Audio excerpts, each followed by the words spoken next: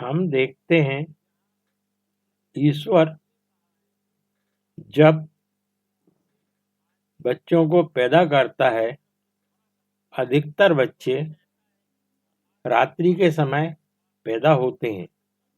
अगर पूरे दुनिया का रेशो हम देखें तो पाएंगे कि जिस देश में जब भी अंधेरा होगा उसी समय बच्चे पैदा होते हैं। इसका कारण है कि बच्चा 9 महीने तक माँ के पेट में घोर अंधकार में रहता है और वह बाहर भी उसी स्थिति में आना चाहता है। ये ईश्वर की प्रक्रिया है। मैं ये नहीं कहता कि दिन में बच्चे पैदा नहीं होते, पर दिन में बच्चे पैदा होने की अपेक्षा रात में अधिक होते हैं। तो अब अगर आप बच्चों के साथ कुछ करना चाहते हैं तो उनकी भलाई के लिए जो भी चीजें आप करेंगे, तो अगर उस ईश्वर की मर्जी के अनुसार, उस परम पिता परमेश्वर की इच्छा के अनुसार सूर्यास्त के बाद करेंगे। हर देश में सूर्यास्त अलग अलग समय होता है। किसी भी देश के आप रहने वाले हों, किसी भी शहर में आप रहते हों, सूर्य अस्त सब जगह होता है। तो आप उसके बाद ही कुछ बच्चों के लिए अच्छा करें। मैं जो बात बताना चाहता हूं कि अक्सर देखा गया है कि माता पिता को ये लगता है कि उनके बच्चे पढ़ाई में पिछड़े हुए हैं या ठीक से पढ़ते नहीं हैं, या पढ़ते हैं तो याद नहीं रहता है, खेलकूद में ज़्यादा मन लगता है। इसके लिए आप अपने बच्चे को किस तरह से ब्रिलियंट बनाएं, होशियार बनाएं, पढ़ाई लिखाई में उसका मन लगे, तो एक बहुत ही साधारण सा प्राकृतिक नुस्खा ऋषि मुनियों द्वारा जो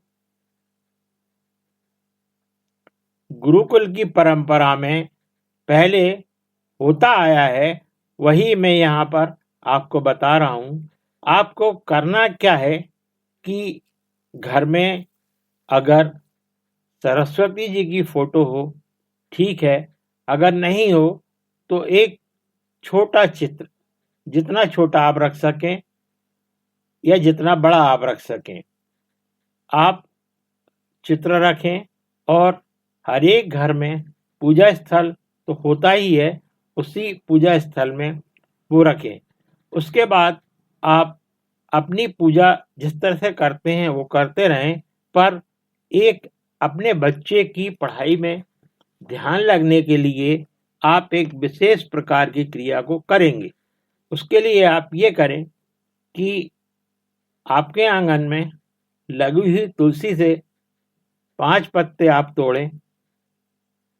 उन पत्तों को एक एक कर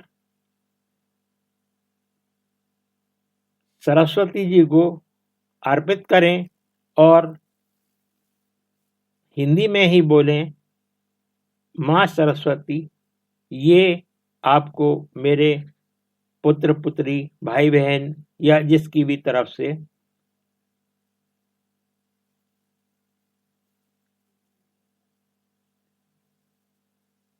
ये अर्पण है।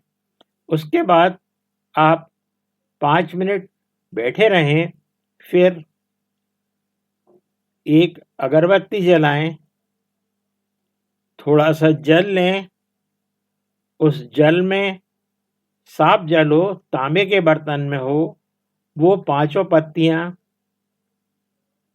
तुलसी की डाल दें। फिर अगरबत्ती जलाकर आप थोड़ी देर बैठे रहें। अगर अगरबत्ती पूरी होने तक आप बैठ पाएं तो बहुत अच्छा है, नहीं बैठ पाएं तो जितनी देर आप बैठ पाएंगे उतना ठीक है। उसके बाद ये 5 पत्तियों को आप